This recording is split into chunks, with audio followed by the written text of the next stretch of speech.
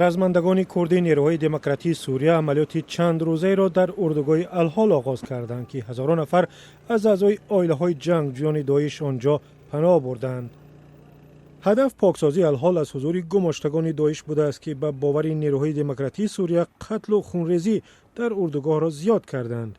در این اردوگاه که جای اقامت 56,000 نفر است، با گفته سازمان ملل تنها همین سال 26 نفر کشته شدند.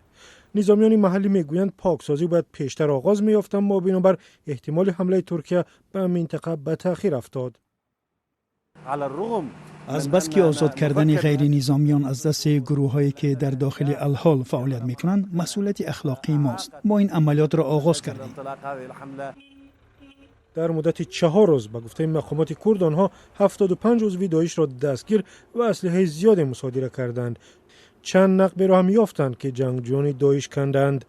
ائتلاف بر رهبری آمریکا به ضد داعش میگوید که در مبارزه به ضد این سازمان به نیروهای محلی کمک میکند. مقامات کردی و واحدهای محافظت مردم میگویند کمک‌ها در واقع ضروری اند. ما در مرحله اول عملیات را با ائتلاف جهانی هماهنگ کردیم. در مرحله دوم یعنی اجرای عملیات هم عین کار را کردیم. به واسطه مرکزی هماهنگسازی و برنامه‌ریزی ائتلاف جهانی به نیروهای دموکراتی سوریه و نیروهای محلی در انجام عملیات کمک می‌کند.